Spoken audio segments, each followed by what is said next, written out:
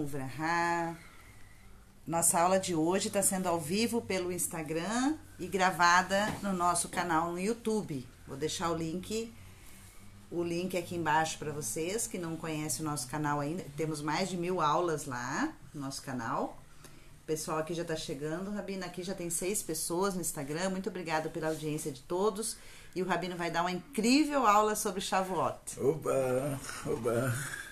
Shalom Uvrahá. Então, nossa aula de hoje, eu até pedi para o nosso querido Hillel para imprimir a matéria do nosso próprio site. Que nós vamos escrevendo essa matéria durante tantos anos. Então, chegou a hora que essa matéria já vai se transformar daqui a pouco em um livro. Então, antes dela se transformar em um livro, vou contar para vocês. A festa de Shavuot, ela é chamada, ela entra numa categoria de festas de Shalosh Regalim. 3 pernadas. Ou seja, o nosso povo andava a pé até o Beit HaMikdash. A primeira festa é Pesach, que comemora a saída do Egito. E a segunda é Shavuot. E a terceira é Sukkot. São Shalosh Regalim. 3 festas que andávamos até o Beit HaMikdash. E a festa de Pesach, ela tem uma data na Torá. A festa de Sukkot tem uma data na Torá. A festa de Shavuot, não. A data dela é que nós vamos contar 49 dias, vamos contar a Sefirat HaOmer, e depois de 49 dias é a festa de Sukkot, de Shavuot. Então, por isso que ela é chamada de Shavuot. A palavra Shavuot quer dizer semanas. Nós contamos 7 semanas. E, fora isso, ela tem outros nomes, nós vamos ver logo mais. Então, qual é o motivo principal que Hashem não deu para nós essa festa logo de cara, assim, logo no comecinho? Porque ele esperou 49 dias.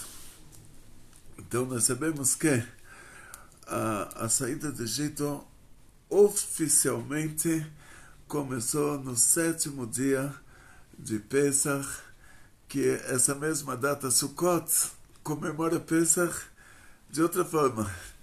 Ou seja, Pesach era a saída do Egito, a data oficial. Sukkot comemora a saída do Egito também, mas o fato de termos morado em cabanas no deserto. Mas ela também, Sukkot é uma réplica de Pesach. E a saída do Egito oficial foi no 7º dia de Pesach. O que determina que nós saímos do Egito foi que o mar se abriu para nós, nós demos a volta, chegamos do mesmo lado, não atravessamos para a península do Sinai, que não teria como em 12 horas, mulheres grávidas, crianças pequenas, fazerem uma viagem a pé do Egito até o deserto do Sinai. Então, simplesmente aquele milagre foi para salvar as nossas vidas. Então, nós entramos dentro do mar, saímos do mesmo lado, os egípcios entraram atrás de nós e o mar se fechou sobre eles. Isso determinou que saímos do Egito. Isso é considerado a saída do Egito. Todo o tempo que os egípcios estavam atrás de nós, ainda não era considerado a Geulah, a redenção. Na hora que eles já não estavam mais atrás de nós, porque eles já não estavam mais vivos, então nós estávamos livres. E nessa ocasião, Hashem poderia nos dar a Torá. Falamos uma shirah, falamos um cântico, Moshe e Bnei Israel falaram um cântico para Hashem, a Miriam, com todas as mulheres do nosso povo, falaram um cântico para Hashem. Nessa hora, Hashem poderia fazer para a gente um presente e nos dar a Torá. Lá mesmo. Então, mas Hashem, Deus, Ele pediu para a gente contar 49 dias, os Fatem Lachem e Macharat Shabbat. 49 dias nós contamos até chegar no Monte Sinai, que é quando você fala sobre montanha na Torá, a montanha ela tem uma medida mínima e uma medida máxima. Então, o Monte Sinai era uma montanha que ela estava numa medida mínima, quer dizer, 1 centímetro a menos do que aquilo já não era mais uma montanha. E Hashem pediu para a gente ir até esse Monte Sinai, que fica no meio do deserto, quer dizer, a terra de ninguém. E lá recebemos a Torá 49 dias depois. Por quê? Quando a pessoa sai do Egito, a característica natural é que a pessoa ela sai do Egito e leva o Egito junto com ela. Esse que é o problema principal. Então a pessoa fala, graças a Deus, saí de todo o meu Egito, todos os meus limites. Mas o problema é que ela levou o raciocínio do Egito com ela, levou os sentimentos do Egito com ela. Então nosso povo precisava de 49 dias, cada dia, consertar um daqueles aspectos de reação egípcia. Ou seja, assim, consertar nas nossas qualidades, nos nossos sentimentos, até chegarmos no Monte Sinai já prontos para receber a Torá. Ou seja, primeiro você tem que tirar o Egito de você próprio, e depois você está apto para receber a Torá. Então, essa é a festa de Shavuot. Hashem nos entregou a Torá no Monte Sinai. O que quer dizer que Hashem nos entregou a Torá? Avraham Avinu, nosso patriarca, ensinava a Torá para todo mundo que entrava na tenda dele. Está escrito que os 3 anjos, eles que vieram visitar Avraham, eles foram depois para a casa do Lot. 2 anjos dos 3 foram para a casa do Lot em Sodoma. Na casa do Lot eles comeram matzot que Hashem tinha mostrado para o nosso patriarca, Dor Vedoshav, Dor Parnasav, cada geração e os grandes tzadikim daquela geração, os patrocinadores da geração, Hashem mostrou para eles detalhes detalhados. E Hashem mostrou também a entrega da Torá no Monte Sinai. Então eles já cumpriam a Torá antes da Torá ter sido dada. Então Moshe Rabbeinu saiu do palácio do faraó sabendo o nome de Hashem, nome de Deus de 72 letras, que tira a alma do corpo. Então, o que quer dizer a entrega da Torá? Moshe Rabbeinu já sabia a Torá. Avraham Avinu ensinava a Torá. O detalhe da entrega da Torá, que aqueles 3 anjos que estiveram na tenda do nosso patriarca Avraham, eles não reclamaram que ele estava ensinando a Torá. E o que eles não queriam que Hashem desse a Torá, para nós, é um motivo simples. Antes de Hashem nos criar, ele criou os anjos para serem a nossa babysitter, para nos fiscalizarem. E aqueles anjos, Hashem montou para eles um tribunal divino, que esse tribunal divino vai fiscalizar tudo que a gente está fazendo. Então, quando nós pedimos para Hashem alguma coisa, aí você é a criança que está pedindo para o pai, e o pai, claro, não tem como falar ou não, mas ele tem como falar, então pede autorização do tribunal divino para ver se eles liberam. Ou você me dá um motivo muito bom para mostrar para eles, para aqueles anjos, para ver se eles te liberam. Então, esse tribunal divino, eles fazem a contabilidade das nossas ações, assim, do nosso comportamento, e na hora da entrega da Torá, esse assunto iria se inverter. O que vai ser determinado pelo tribunal dos nossos sábios, pelo tribunal rabínico, aqui nesse mundo teria que ser determinado no tribunal divino. Isso eles não aceitaram. Eles falaram para Hashem, mas nós que descrevemos, quer dizer, que o que é um ser humano que você vai se lembrar de uma coisa dessas. Então, que a gente aqui embaixo vai determinar o que vai acontecer lá em cima. Dá para vocês um exemplo. Tivemos um grande sábio, o Rambam, Moshe Ben Maimon. Ele foi uma pessoa assim muito, um grande tzadik, Até dizem de Moshe até Moshe, Elokam que Moshe, desde Moshe Rabbeinu até o Moshe, que era o Rambam, Moshe ben Maimon. Não existe alguém tão grande como Moshe. Ele escreveu um livro chamado de Mishneh Torah. Mishneh Torah, Yad HaChazakah, são 14 livros, que naqueles 14 livros ele escreveu toda a lei judaica de acordo com o Psak Din que ele próprio determinou. Ele com o Betadin dele, com o tribunal rabínico dele, eles determinaram que eles repassaram para nós a lei judaica daquela forma. Então tem coisas que o Rambam é mais leniente no livro dele, Yad HaChazakah. Tem coisas que ele é mais leniente do que o Shulchan Aruch, que veio bem depois. Tem coisas que ele é menos leniente, mas na época dele, na hora que ele escreveu aquele livro, ele entregou aquele livro, repassou aquele livro para todo o povo de Israel, para todos os judeus separadim, os judeus árabes.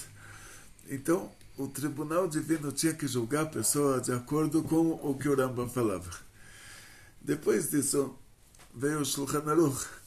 Shulchan Aruch, Rabbeinu Yosef Karo, um sobrevivente refugiado de Inquisição, e o Rabbeinu Yosef Karo, ele escreveu um Shulchan Aruch, que quer dizer a mesa posta, quer dizer um livro de leis judaicas práticas, diferente do Rambam, que ele traz as leis do Bet HaMikdash, leis que não são práticas também. E o Rav Moshe Isserlich, que era o grande rabino dos judeus europeus, que estava na cidade de Krakow, na Polônia. Naquela época a Polônia era os Estados Unidos. A Polônia era a superpotência mundial, né? Não dá para sonhar com uma coisa dessas, né? Mas aconteceu. O Império Polonês naquela época era os Estados Unidos. Então o Rav Moshe Isserlich, o acróstico dele era alemão, ele ia escrever um Shulchan Aruch, mas ele ouviu que o Beit Yosef, Rabbeinu Yosef Karo, está escrevendo o Shulchan Aruch. Então ele resolveu que ele vai acrescentar no Shulchan Aruch do Rabbeinu Yosef Karo a tradição judaica europeia. A partir daí, o povo de Israel inteiro assumiu que nós vamos de acordo com o Shulchan Aruch com o Rema. Então, se a pessoa hoje ele cumpre a halakha de acordo com o Rambam, lá em cima ele é julgado que ele não fez certo.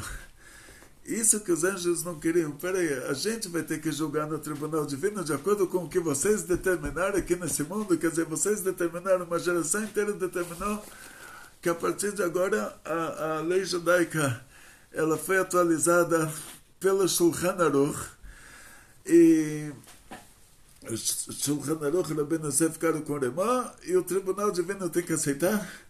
Isso eles não queriam, mas no final eles tiveram que aceitar. Então, dá um exemplo para vocês, exemplo simples de como funciona esse Psak Halakha. O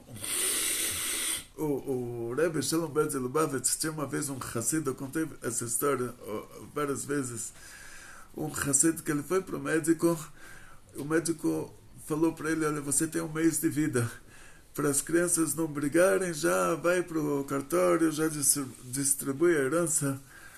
No lugar de ir para o cartório, ele foi para o Rebbe, chegou no Rebbe e contou para ele sobre a doença dele, era uma doença de pulmão.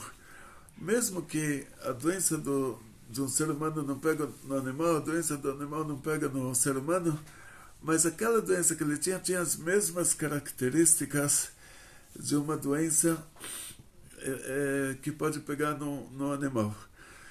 E era uma doença de pulmão, e o Rebbe falou para ele, esse tipo de doença, o Remor, Moshe Isserlich, que determina o Shulchan Aruch de acordo com a tradição europeia, ele diz que o animal que pega essa doença, ele falece depois de um mês. Então ele já é chamado de trefá, quer dizer, a morte dele já começou. Ele é chamado de trefá, não adianta fazer shchitá, que ele já começou a morrer. Enquanto que o Beit Yosef, o Maran, ele determina que isso é um resfriadinho do animal. Quer dizer que o animal não vai morrer por causa disso. Então o Rebbe falou para ele, olha, o mundo é julgado até o Império Otomano, que era onde começava o judeu sefaradim, o mundo é julgado de acordo com o Remor, com a tradição europeia. Do Império Otomano, a partir do Império Otomano, o mundo já é julgado de acordo com o Shulchan Aruch, o Rabbeinu Yosef Karo. Então ele falou para ele, se você consegue chegar na Terra Santa antes de um mês, isso vai ser visto como um resfriadinho. Se você fica aqui na Europa, isso vai ser visto como começo da sua morte. Ele conseguiu chegar na Terra Santa, ele contou essa história até os 90 anos de idade. Então assim o Rebbe deixou claro para ele, falou, olha, você é Ashkenazi, o mundo é julgado, o Tribunal Divino tem que te julgar de acordo com o Psak Ben do Remor, todo o tempo que você está numa terra de Ashkenazim. Na hora que você passou por uma terra de Sefaradim, o mundo já é julgado diferente. Então, esse é o detalhe. Ou seja, o Tribunal Divino, os anjos lá em cima, eles ficaram espantados. Como pode ser que Hashem deixa nas nossas mãos? Nós vamos determinar a lei judaica, nós vamos aplicar a Torá, nós vamos aplicar a Torá na prática, ou seja, nós vamos determinar como a Torá é aplicada e o Tribunal Divino vai ter que nos julgar de acordo com o que a gente determinar. Então, isso eles não aceitavam. Então, isso quer dizer a entrega da Torá, ou seja, a entrega da Torá não é somente mostrar para nós, é tipo assim, um pai que ele tem uma criança de 20 anos, ele está explicando para a criança coisas muito, muito profundas. De repente chega a criança pequena de 3 aninhos, está gritando, berrando, batendo, chutando. Então o pai desce ao nível da criança pequena e fala para ele, não grita, não berra, não bate. Aí o jovem de 20 anos vai falar para o pai, porque você está descendo ao nível dele.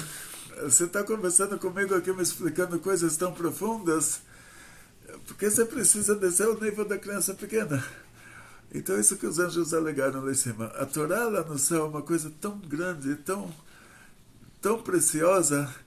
Aqui nesse mundo ela vai virar, não mata, não rouba, não dorme com a mulher do outro. Como pode ser uma coisa dessas?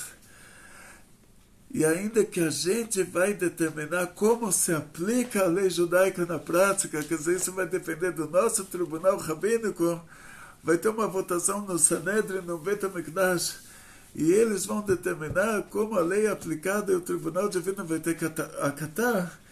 Então isso é chamado de... Isso é a entrega da Torá, ou seja, que até o dia da entrega da Torá, o mundo de cima e o mundo de baixo não se misturavam. Ou seja, o que nossos patriarcas ensinaram de Torá era uma teoria, uma aula teórica, mas não era uma coisa na prática.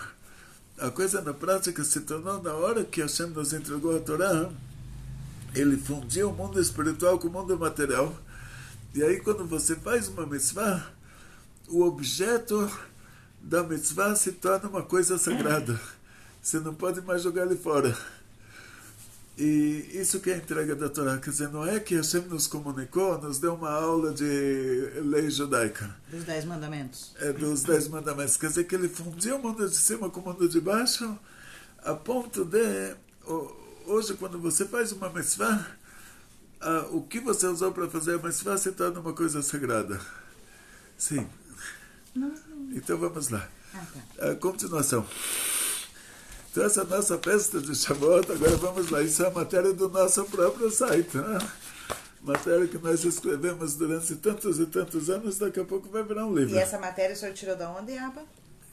Vários lugares, Zohar Zohar, Arizal, Shulchan Aruch. A nossa festa de Shavuot, então, ela é conhecida como Chag Shavuot, mas ela tem o nome também de Atzeret, que significa parada.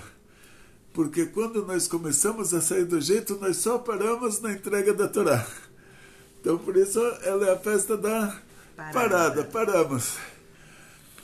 E nós ganhamos a nossa liberdade em Pesach com a condição de recebermos a Torá em Shavuot. Ou seja, ganhamos a nossa liberdade material com a condição de recebermos a nossa liberdade espiritual.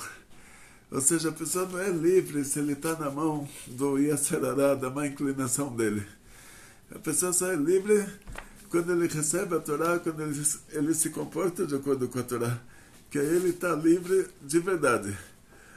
Essa festa também vai ser chamada de Yom HaBikurim, ou seja, o dia das primeiras frutas, traduzido como primícias. Mas se eu atravesso a rua, pergunto para uma pessoa na rua o que são primícias, a pessoa não vai saber me dizer. Então esses Bikurim são as primeiras frutas. Ou seja, nós agradecemos a Hashem. Isso é uma das leis judaicas que ela só recai sobre a Terra Santa, sobre a Terra de Israel.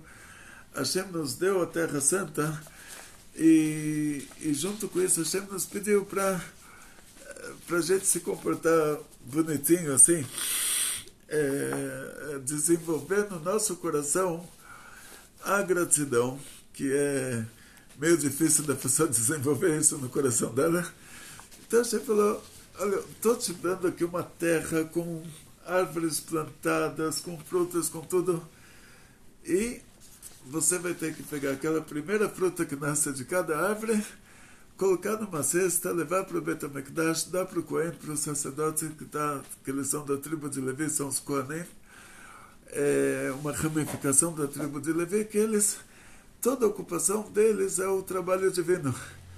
Então Hashem determinou que a primeira fruta que vai nascer em cada árvore, você tem que levar ela para Jerusalém e entregar para o Cohen. E aí era feita também uma peregrinação. Sim, eles enfeitavam o boi ia na frente e levavam as cestas. Era uma festa assim, muito, muito legal.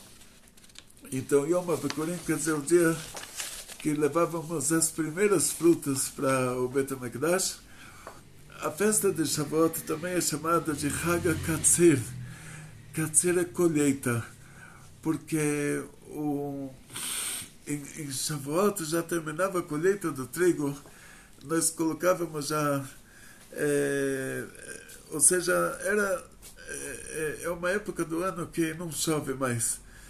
E nessa época então a gente fazia já a colheita do trigo.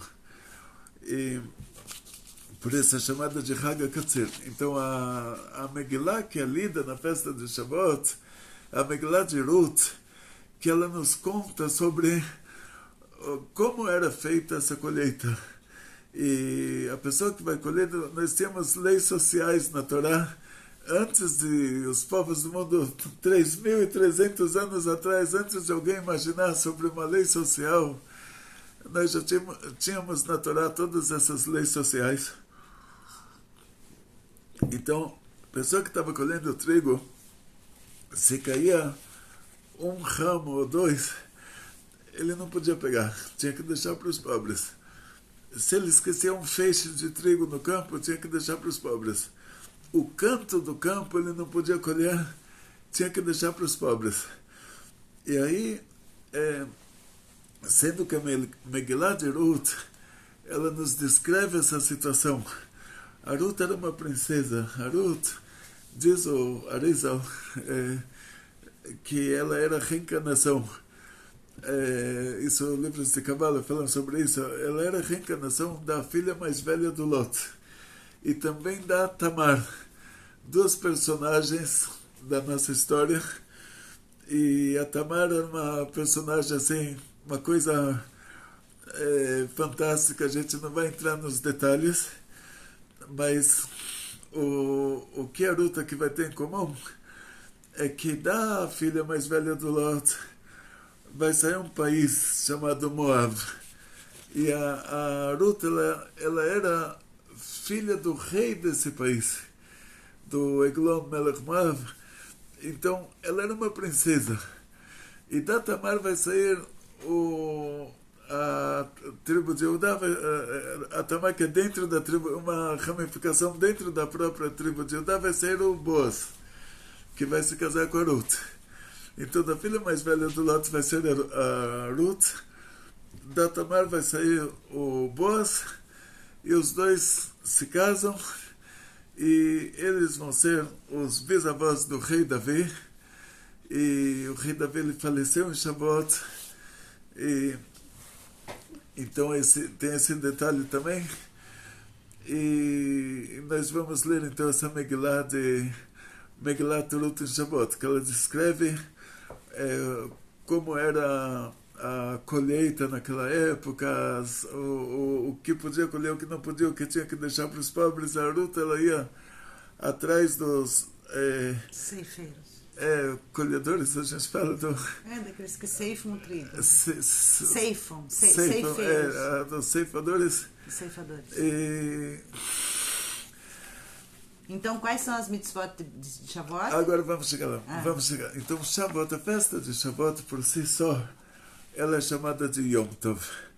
Ou seja, o critério dela na lei judaica é o status, como se fala, ela é um Yom Tov. Yom Tov quer dizer, não chega a ser um Shabbat, mas não é muito menos do que um Shabbat. É quase um Shabbat. Ou seja, todas as leis de Shabbat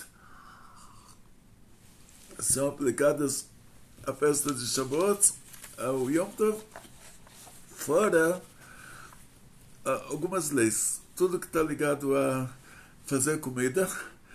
Então você não pode acender o fogo ou apagar o fogo, mas você já deixa uma vela de 7 dias acesa antes e você passa o fogo dessa vela de 7 dias, você passa o fogo para o fogão e pode cozinhar, depois não pode apagar o fogo. Então a gente vai poder passar o fogo, isso é diferente do Shabbat. Shabbat você não pode mexer com o fogo, e a gente vai poder cozinhar para as refeições do Yom Tov. Do dia. Então é um dia festivo, é um Yom Tov. A cada Yom Tov ele tem uma característica. Então, por exemplo, você vai falar no Yom Tov de Rosh Hashanah, se toca shofar. No Yom Tov de Pesach se come matzah. No Yom Tov de Sukkot se come na Sukkah. Shavuot, pela Torá não tem... A Torá própria não te dá nenhuma obrigação. Isso...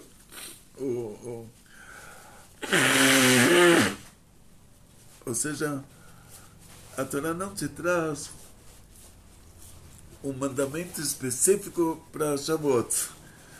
Então, a tradição judaica é que, sendo que nos contam os Midrashim, Midrash nos conta que o Moshe Rabbeinu falou para o povo se preparar 3 dias antes da entrega da Torá. Moshe pediu para o povo se preparar, que Hashem vai dar a Torá. E era uma coisa inédita. Então o povo se preparou, prepararam comida para a festa. E outra coisa que Moshe falou, que Hashem vai chegar a nos dar a Torá, você já tem que estar, vai ser durante o dia, vocês têm que estar preparados. Então, 2 coisas aconteceram lá. Uma coisa que todo mundo dormiu até tarde, ninguém acordou na hora. E aí eles ouviram um toque de shofar, aí já não é um shofar de verdade, aí já é um shofar divino. Tipo, viram assim, toque de shofar, eles saem correndo da tenda, eles olham para o Monte Sinai, o Monte Sinai está todo nevoeiro. E então eles acordaram tarde. Ou seja, Hashem se revelou, Deus se revelou no Monte Sinai antes do nosso povo estar lá para ouvir os 10 mandamentos. Então, em lembrança a isso, nós vamos na festa de Shavuot, na noite de Shavuot, nós costumamos estudar a Torá a noite adentro, até a alvorada. E ficou essa tradição, por causa que a Torá não te obriga a isso, não é que não está escrito na Torá que você tem que estudar a Torá na noite de Shavuot até a alvorada, mas é uma tradição judaica baseada nesse Midrash. E outra coisa interessante que os Midrashim nos contam também, que tinham 10 gerações entre o Adão e a Eva e a Arca de Noé. A gente não podia comer carne, o ser humano não podia comer carne. Então isso que o Caim, ele tinha sacrificado o pistão, que é o linho, e o Abel sacrificou o carneirinho era por causa da lã, que eles estavam falando sobre roupas. Roupa de lã, roupa de linho. Então a lã é a Chesed e o linho é a Gvurah. O contrário da carne do animal, que é a Gvurah. Então lá estava se tratando de roupas, né? 10 gerações não podia se comer carne, quer dizer, era uma coisa determinada por Hashem. Quando terminou o dilúvio, o Noé, ele sacrificou o animal. Ele transformou o animal em mitzvah. Então, a partir dessa hora, ele determinou que o animal vai ter uma subida. Então, foi permitido comer carne até chegar na entrega da Torá no Monte Sinai. Quando chegamos na entrega da Torá no Monte Sinai, aí esse status vai mudar de novo. Aí não vai ser mais permitido para a gente comer carne, a não ser que essa carne seja sacrificada, aquilo seja um sacrifício para Hashem. Ou seja, a partir da entrega da Torá, nós só vamos poder comer carne se levarmos aquele animal no Mishkan, que era o templo móvel no deserto, e fazemos dele um sacrifício. E a própria Torá nos conta que quando você estiver na terra que Hashem vai te dar, e o lugar vai ficar longe para você, aí você pode fazer a shchita, o abate kasher desse animal no lugar que você estiver. Então, só que naquele dia que recebemos a Torá. Então a carne que fizemos o abate dela antes já não estava mais kasher. Por quê? Aí entra um detalhe mega importante. O que vem a ser um abate kasher? Sendo que a Torá determina, que Hashem determinou, Deus determinou que você tem que sacrificar aquele animal, fazer dele um sacrifício para Hashem. E depois, quando entrarmos na terra que Hashem vai nos dar, e aquele lugar ficar distante, então a gente pode fazer a shchita, fazer o abate desse animal, o abate kasher, em qualquer lugar. Essa determinação vai envolver o seguinte, que somente uma pessoa que, pela Torá, ele teria a obrigação de comer um korban, comer o sacrifício, tipo em Pesach, comer o korban de Pesach, e como por exemplo, então essa pessoa ele vai poder fazer o abate do animal, o abate kasher. Então se você inventa uma máquina que ela faz o abate kasher melhor do que o shochet, não adianta. Tem que ser, aquele shochet tem que ser um judeu acima de 13 anos.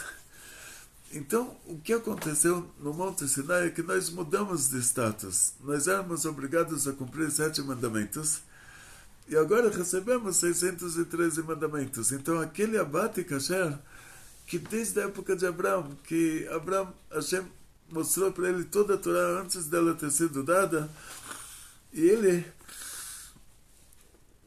aprendeu como fazer o abate kasher, e ele fazia de acordo com todos os padrões de kashrut, mas na hora que mudamos de status, então, uma carne que a gente fez aquele abate kasher antes de receber a Torá, quando éramos obrigados somente a cumprir 7 mitzvot, 7 mandamentos, já não serve agora para depois da entrega da Torá. Ou seja, a Torá nos foi entregue, então a gente só pode... A gente não sabia as leis da Kasher. Sabia. As leis a gente sabia.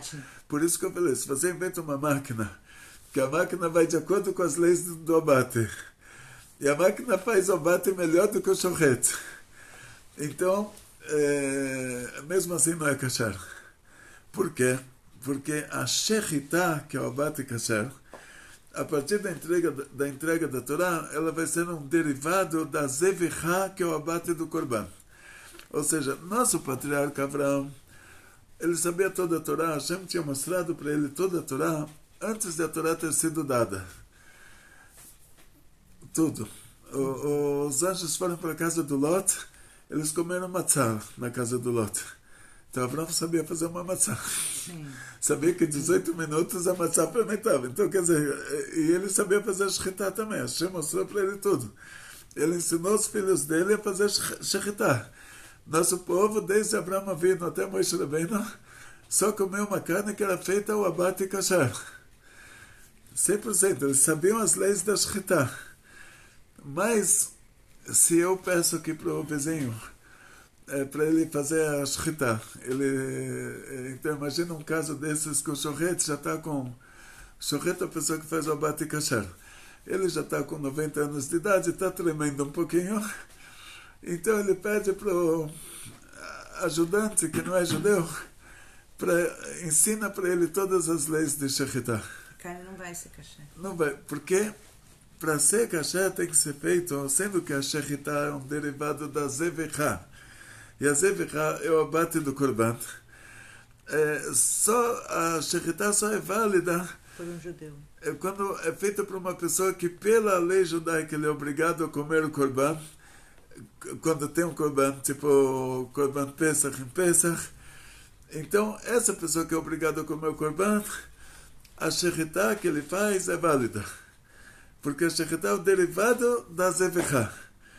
Então, por isso, se a gente fizer uma máquina que ela vai fazer o abate, a máquina vai saber todas as leis, vai fazer a inteligência artificial, você coloca o Shulchan Aruch inteiro naquela máquina, ela vai saber todos os detalhes da shechitá, e ela vai fazer a shechitá melhor do que qualquer shochet. Não é válido, é considerado que o animal morreu sozinho, que ele teve um acidente. Porque na hora que é feita a shechitá, de uma maneira genérica, quando sai a alma, entra tumá, entra impureza. Então, a não ser que a alma do animal saia dessa forma, que ele vira mitzvah, ele se transforma em mitzvah. Então, aí tinha uma história com o Baal Shem Tov e o Rebbe Haskell de Praga. Os dois estavam conversando e chegou uma senhora, já numa certa idade, que o marido também estava numa certa idade, ela trouxe uma galinha. Ela falou, meu marido fez a shechitá da galinha e eu não sei, estou em dúvida, a gente quero saber se está kasher ou não, se puder dar uma olhadinha. Aí o Baal Shem Tov falou, estou vendo que um espírito puro está pairando sobre essa galinha. Então a shechitá estava certa, porque saiu a alma da galinha, um espírito puro está pairando sobre ela. Aí o Rebbe Haskell de Praga falou, não, mas tem que mostrar para ela na galinha mesmo, que ela não vai entender o que é o espírito puro. Então, assim, quando o animal morre, o que quer dizer morrer? Quer dizer que a alma sai do corpo. A alma sai do corpo quer dizer que aquilo é uma coisa morta. Não é mais um animal vivo, porque já não tem alma dentro do corpo. Na hora que a alma sai do corpo, fica um vácuo. Então, nesse vácuo, pode pairar um espírito puro, pode pairar um espírito impuro. Ou seja, pode pairar uma vitalidade pura, uma vitalidade impura. E essa vai ser a diferença. Quando é feito o abate kasher, e para ser o abate kasher, então tem que ser feito por um judeu religioso, e por causa que a shechitá, que é o abate kasher, é derivado do abate do korban, quando é feito o abate kasher, então a alma do animal sai e paira sobre esse animal um espírito puro. Na hora que você come esse animal, você eleva ele, então a alma dele tem uma subida. Se ele morreu sozinho, a alma volta para a Merkavá. Tem uma alusão, o profeta Heskel fala sobre carruagem divina. É uma alusão profética. Nessa carruagem divina tem a Pnei Shor Sheba Merkavá, a face do boi da carruagem, que lá é a fonte das almas dos animais. Então, aquele boi que foi feito a shechitá, ele sobe acima disso. E se ele morreu sozinho, ele volta para a fonte das almas dos bois. Então, na prática, a carne que a gente tinha feito a shkita um dia antes não estava kosher, porque fizemos certo, sabíamos as leis de shkita, fizemos certo, mas não éramos a pessoa certa. Agora recebemos um upgrade. Então, o que sobrou é queijo. Os animais, todo dia você tem que tirar o leite da sua ovelhinha, da sua cabritinha, da sua vaquinha, e não tinha geladeira, então tinha que fazer queijo. E aí, queijo eles tinham. Então, o que sobrou para eles comerem no Yom Tov foi derivados de leite.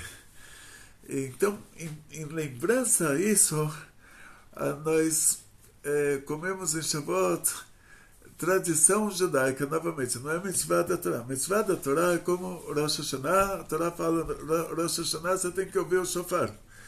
Então, a Torá te traz já a mitzvah do dia. Sukkot, você tem que comer no Sukkah, você tem que fazer a brachá do lulav. A Torá te traz o mandamento do dia. Em Shavuot, a Torá não te traz o mandamento do dia.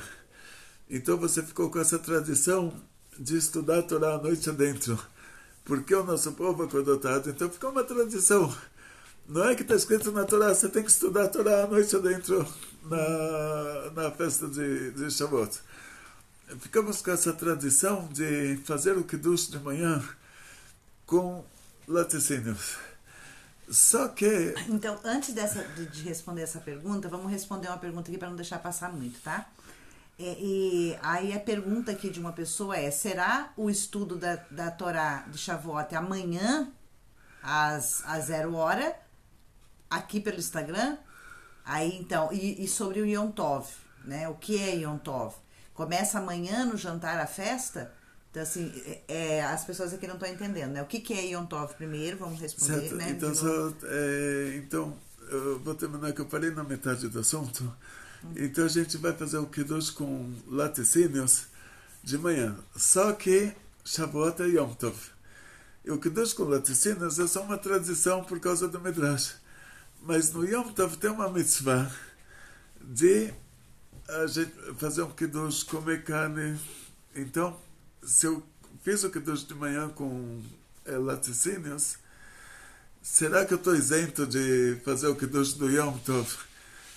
A refeição do Yom Tov, que ela é um assunto de carne também. Ou seja, assim, eu já vou me lembrar dessas duas perguntas que você falou. Já está respondendo, né? Já está respondendo. É assim, uma festa que é chamada pela Torá de Yom Tov é uma festa na qual todos os trabalhos são proibidos, fora se esse Yom Tov não cair num Shabbat, claramente.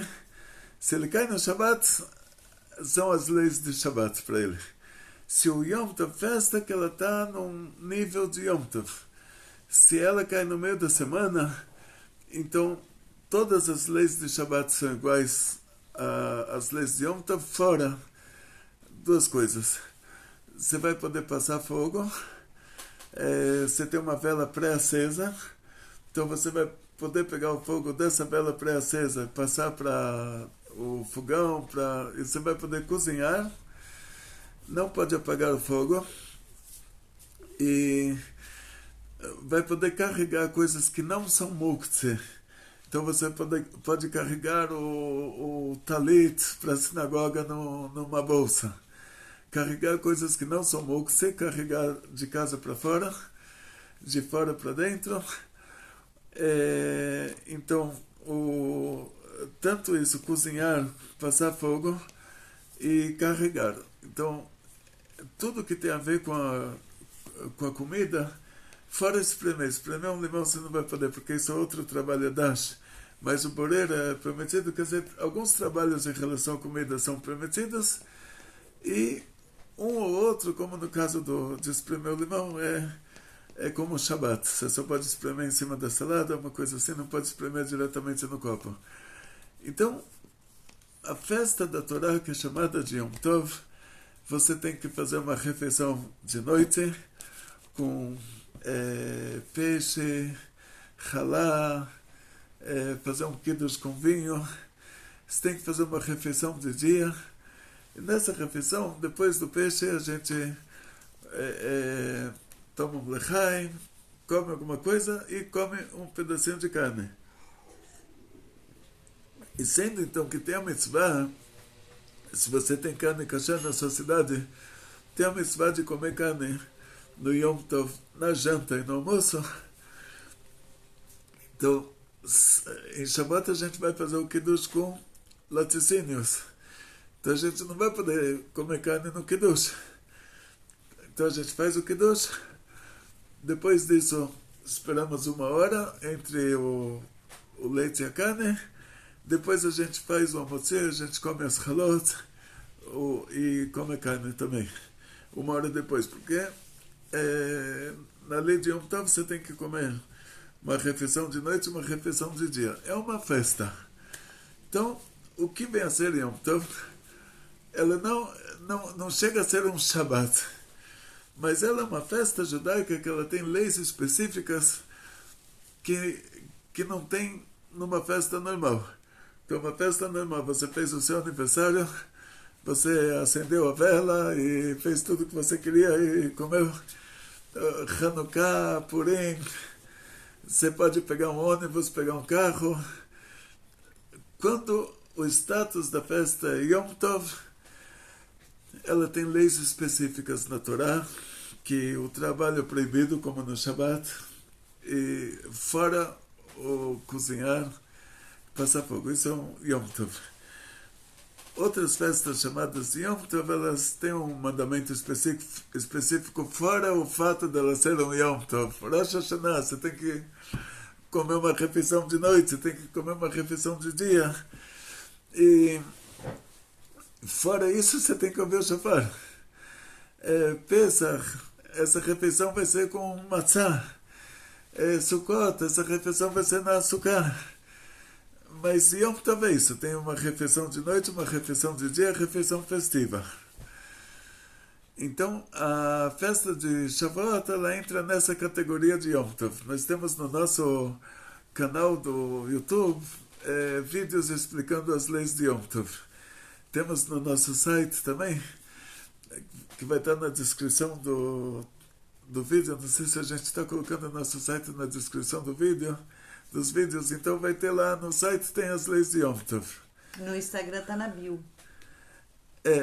Agora a gente não usa o Instagram durante o Yom Tov, não usa, a gente já deixa as luzes acesas antes.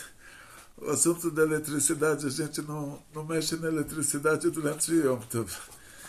E mais algum detalhe? Não. Só foi tudo. Então, continuando esse assunto, está tudo bem claro aqui então? E na festa de Shavuot, nós vamos nos lembrar o maior acontecimento de Shavuot foi a entrega da Torá, que o próprio Deus falou para a gente os primeiros 2 mandamentos. E a revelação divina foi tão grande que as almas saíram dos corpos. E Hashem, Deus, ele teve que nos ressuscitar.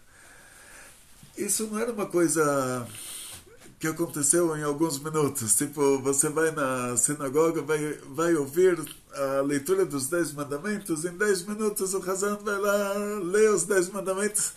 Não, os 10 mandamentos foram o dia inteiro.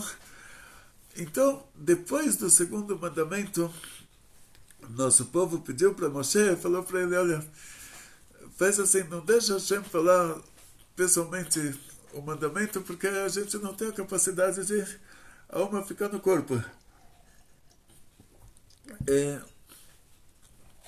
Hashem vai falar para você o mandamento e você repassa para nós.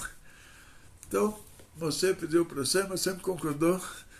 A partir do 3º mandamento, Hashem, ele fala o mandamento para Moshe, e ele faz um milagre muito grande, que Moshe repassa esse mandamento para a gente, e o povo inteiro ouve.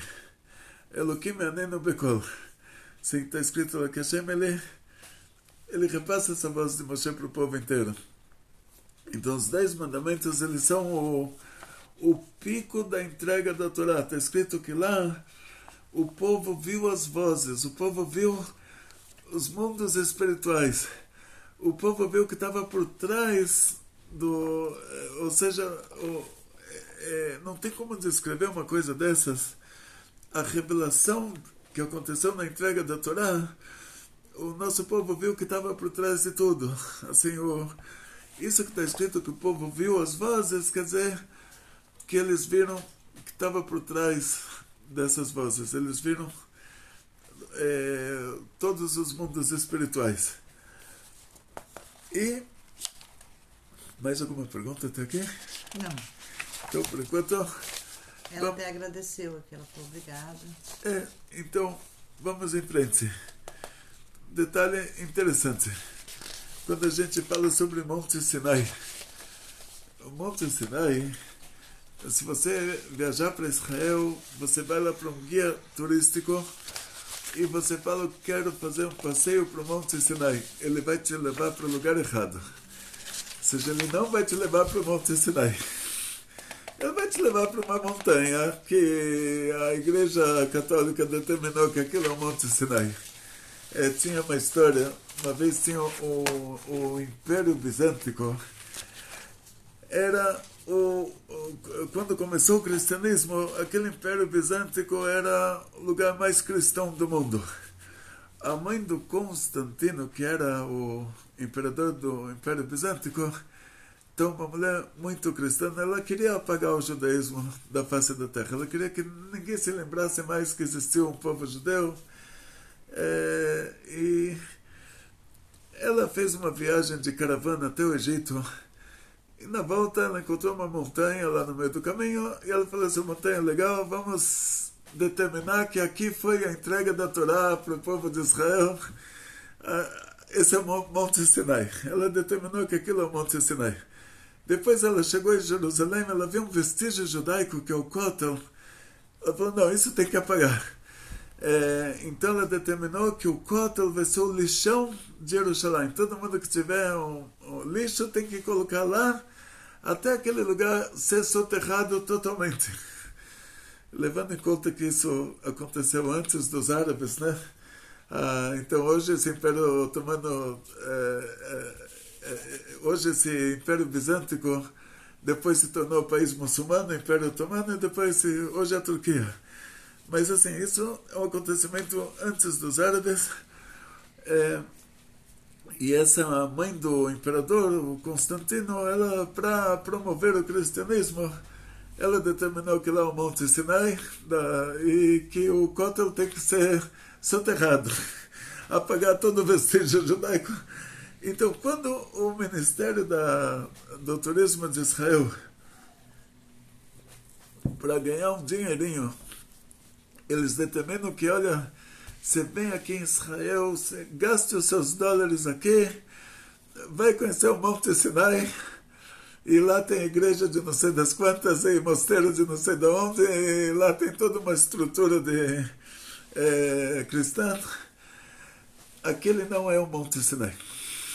Detalhes, como a gente sabe claramente que aquele não é o Monte Sinai. O próprio Rebbe de Lubavitch falou que aquele não é o Monte Sinai. Mas, se você faz as contas, nosso povo tinha que andar 49 dias, mulheres grávidas, crianças pequenas, tinham que parar para dormir de noite. Eles não chegariam nesse lugar onde é o Monte Sinai do Ministério de Turismo de Israel. Eles chegariam bem próximo ao Egito, que era antigamente um país chamado Midian. Esse Midian hoje seria no território da Arábia Saudita, uma coisa assim. E nesse Midian, Moshe Rabbeinu, uma vez, ele era um pastor de ovelhas do Itró, o Cohen Midian, o sacerdote de Midian, que ele deixou a idolatria e veio para o judaísmo, se converteu ao judaísmo. Esse Itró, o sacerdote de Midian, deu para Moshe Rabbeinu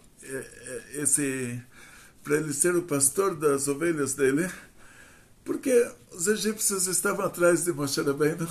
a Interpol egípcia estava procurando Moshe, e iriam procurar Moshe num lugar importante. Não iriam achar que ele está lá no meio do mato com os carneirinhos. E numa dessas, que ele era pastor de ovelhas do Itral, um carneirinho fugiu para o Monte Sinai. Então você entende que de Midian, a pé, um carneirinho consegue chegar no Monte Sinai. Então o Monte Sinai é bem do lado de Midian. Assim. A Midian é a Arábia Saudita beirando com a Península do Sinai, que é bem longe desse lugar onde eles alegam, né, que do Monte Sinai do Ministério do Turismo. E esse é um detalhe importante. Quando a santidade, a revelação divina pairou sobre o Monte Sinai, aquele lugar se tornou um lugar sagrado. E depois que a revelação divina deixou o Monte Sinai, aquele lugar voltou a ser uma montanha normal, dentro dos critérios mínimos de montanha, e ele não entra na nossa história assim como local sagrado. Hoje nós temos o Kotel, que é o muro do monte do templo. Não é o muro do Bet HaMikdash, não é o muro do templo sagrado de Jerusalém, é o muro do monte do templo, o Kotel. Então aquele é um lugar sagrado. A terra de Israel, a terra santa.